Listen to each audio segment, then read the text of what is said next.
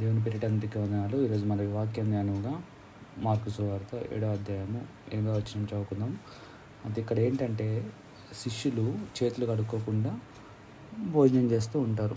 అది పరిచయులు చూసి ఏంటి మీరు ఆచార్యం ఫాలో అవ్వట్లేదు, చేతులు కడుక్కోకుండా ఎలా తింటున్నారు మీ శిష్యులు, ఆచారాలు తెలీదా మీకు అని అన్నప్పుడు యేసు ప్రభు వారు అదే సమయము, తగిన సమయము వీరికి దేవుని యొక్క మాటలు చెప్పాలన్న విధంగా యేసు ప్రభు వారు ఏమంటున్నారంటే, మరి మీరేం చేస్తున్నారు? ఈ ఆచారాల ముసుగులో పడిపోయి, ఈ ఆచారాల బిజీనెస్లో పడిపోయి, ఈ ఆచారాలు చేయాలన్న ఊపులో వీళ్ళు ఏం చేస్తున్నారంట, అసలు దేవుడు చెప్పిన ఆజ్ఞలు మర్చిపోతున్నారంట. వీళ్ళు ఇక్కడ ఏం చేస్తున్నారంటే, నీ తల్లిని తండ్రిని సన్మానించడం అనేది ఆజ్ఞ. వీళ్ళు ఆచారం ఏంటి, దేవునికి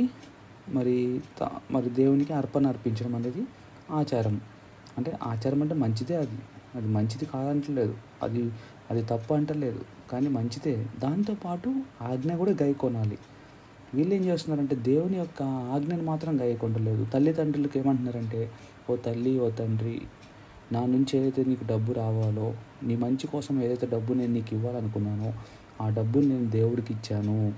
అంటే నా భాగం దేవుడికి ఇవ్వడం వల్ల నా దగ్గర డబ్బులు అయిపోయినాయి, సో నేను నిన్ను చూసుకోలేకపోతున్నా అని చెప్పేసి తల్లిదండ్రుల్ని చూసుకోవట్లేదంట. అంటే దేవుని యొక్క ఆజ్ఞని గైకొనట్లేదు. అంటే మంచి ఆచారాలు ఉన్నాయి, చెడ్డ ఆచారాలు ఉన్నాయి. మంచి ఆచారాలు ఉన్నాయి, మళ్ళీ ఆ మంచి ఆచారాలు కూడా మరి దేవుని యొక్క ఆజ్ఞకు ఆటంకంగా ఉన్నాయా?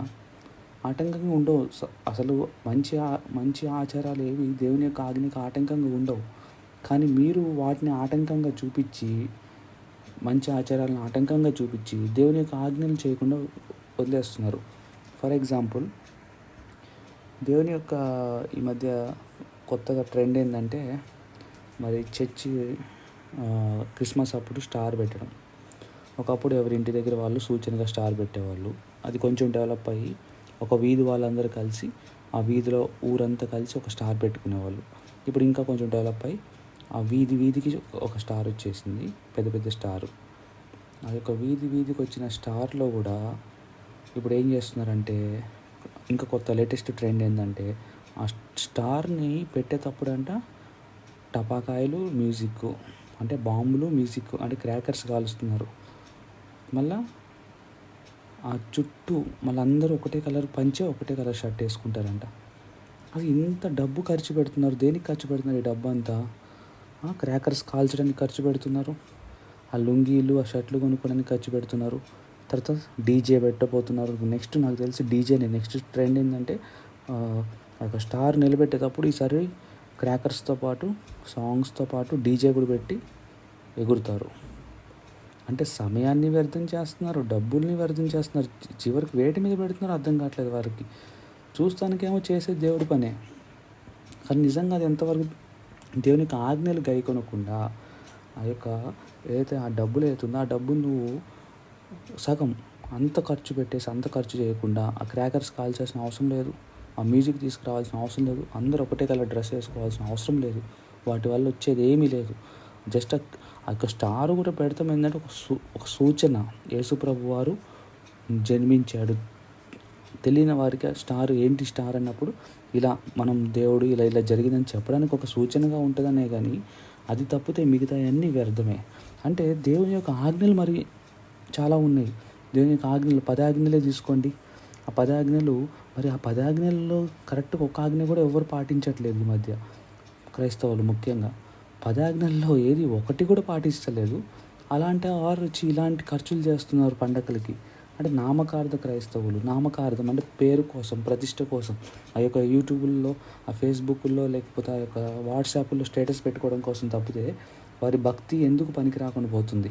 అందుకే దేవుడు ఏమంటున్నాడంటే, పైకి భక్తి గలవారే ఉండి మీరు దాని శక్తిని అనుభవించలేకపోతున్నారు. ఎందుకు అనుభవించలేకపోతున్నారంటే, మీకు ఏది ఆచారము, ఏది ఆజ్ఞ, ఆచారం ముఖ్యమా ఆజ్ఞలు ముఖ్యమా, ఆచారాల కన్నా ఆజ్ఞలే ముఖ్యము అని మనం తెలుసుకోవాలి. ఆచారాలు ఏవైతే ఉన్నాయో కొత్త ఆచారాలు క్రియేట్ చేస్తున్నారు. చివరి దినాల్లో మనుషులంట ఎవరికి వారు తమ ఖ్యాతిని, ఎవరికి వారు స్వయం ప్రియులై ఉంటారంట, స్వార్థపరులై ఉంటారు. అయిగా ఎవరికి వాళ్ళు డప్పు కొట్టుకునే వారిలాగా ఉంటారంట. సో ఇప్పుడు పరిస్థితులు అలానే తయారైనాయి. ప్రతి ఊరు అరే ఆ ఊర్లో ఇంత స్టార్ పెట్టినట్టు అయితే మన ఊర్లో ఇంకా పెద్ద స్టార్ పెడదాం. అరే ఆ ఊర్లో ఇంకా డీజే పెట్టినట్టు అయితే మన ఊర్లో కూడా డీజే 2 రోజులు పెడదాం. వాళ్ళు ఒక రోజు పెడితే ఇదే సరిపోతుంది. కానీ అరే వాడు ఆత్మీయంగా బలపడ్డాడు రా, అరే వాడు పరిశుద్ధాత్మని పొందుకున్నాడు రా, అరే వాడు పరిశుద్ధాత్మ వరాన్ని పొందుకున్నాడు రా, నేను కూడా పొందుకోవాలిరా పరిశుద్ధాత్మ వరాన్ని. అరే వాడు ఉపవాసం ఉన్నాడు రా ఒకరోజు, నేను 2 రోజులు ఉంటారు ఉపవాసం. వాడు పరిశుద్ధాత్మను పొందుకున్నాడు, నేను పరిశుద్ధాత్మను పొందుకోవాలి. ఇలాంటి గోల్స్ పెట్టుకోవాలి. ఇలాంటి ఆత్మీయ గోల్స్ కలిగి ఉండాలి. ఇది దేవుడు కోరుకుంటుంది. ఇది దేవుని యొక్క ఆజ్ఞ చెప్తుంది. ఇవన్నీ వదిలేసి, దేవుని ఆజ్ఞలన్నీ వదిలేసి కేవలము అన్యులుగా నామకార్థ క్రైస్తవులుగా ఉంటే మనకి ఉపయోగం ఉండదు. ఆదివారం చర్చికి పోయి మంచి మంచి డ్రెస్సులు వేసుకొని చర్చికి పోయినా, మంచి డ్రెస్ వేసుకోకపోయినా పెద్ద ఫరక్ ఉండదు.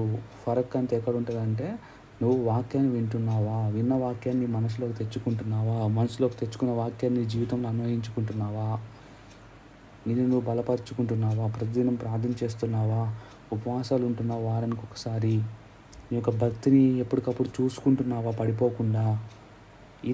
ఇవన్నీ ఇంపార్టెంట్ థింగ్స్. ఇవన్నీ దేవుని యొక్క ఆజ్ఞలు మనం పరలోక రాజ్యం చేర్చేవి. ఆచారాలు ఉంటాయి. పండగ కాబట్టి కొత్త డ్రెస్ వేసుకోవాలి అంటారు. మనం కొత్త డ్రెస్ వేసుకున్న ఒకటే, వేసుకోకపోయినా ఒకటే. వేసుకోండి, తప్పులేదు. పండగ కదా, స్టార్ పెట్టాలంటే పెట్టండి, తప్పేం లేదు, స్టార్ పెట్టొచ్చు.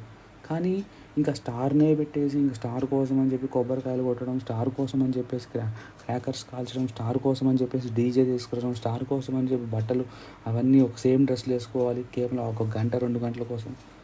స్టార్ కోసం అని వాడు పెద్ద స్టార్ పెట్టడం, వేరే వాళ్ళకన్నా మనం పెద్ద స్టార్ పెట్టాలని చెప్పేసి ఒకళ్ళు హెచ్చులు పోవడానికి ఇదంతా వృధా. ఇదంతా సాతానుగాడి పని, ఇదంతా సాతానుగాడి టాక్టిక్స్. మనల్ని మెయిన్గా దేవుని యొక్క ఆజ్ఞల మీద ఫోకస్ చేయకుండా మనల్ని పక్కదోవ పట్టడానికి ఇవన్నీ చూపిస్తూ ఉంటాడు అన్నమాట. ఆచారాలు అన్నీ చూపించి ఇవే భక్తి అన్నట్టు చూపిస్తాడు, ఇవే నేను పరలోక రాజ్యం తీసుకెళ్తాయి అన్నట్టు చూపిస్తాడు. కానీ వాటన్నిటిలో ఏది పరలోక రాజ్యం తీసుకెళ్ళదు. కేవలం అవి చేయడం వల్ల పరలోక రాజ్యం పోవు.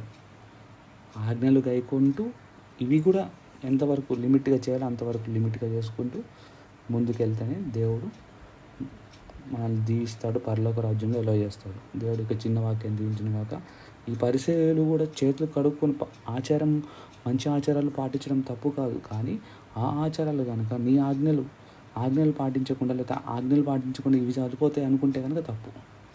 ఆజ్ఞలు ఆర్ మోర్ ఇంపార్టెంట్. దీనికి ఆజ్ఞలు ఇంపార్టెంట్ ఫస్ట్, ఇవన్నీ తర్వాత సంగతి. ఒక వ్యక్తి కనుక, యవనస్తుడు కనుక చాలా దేవుళ్ళ బలంగా ఎదుగుతూ పాపం అంటకుండా ఈ లోకంలో ఉన్న పాపాలు, ప్రేమలు అన్నిటినీ వేరుగా ఉంటూ తన జీవితాన్ని కట్టుకుంటూ వచ్చిన యవనస్తుడు దేవుడికి చాలా ఇష్టడు.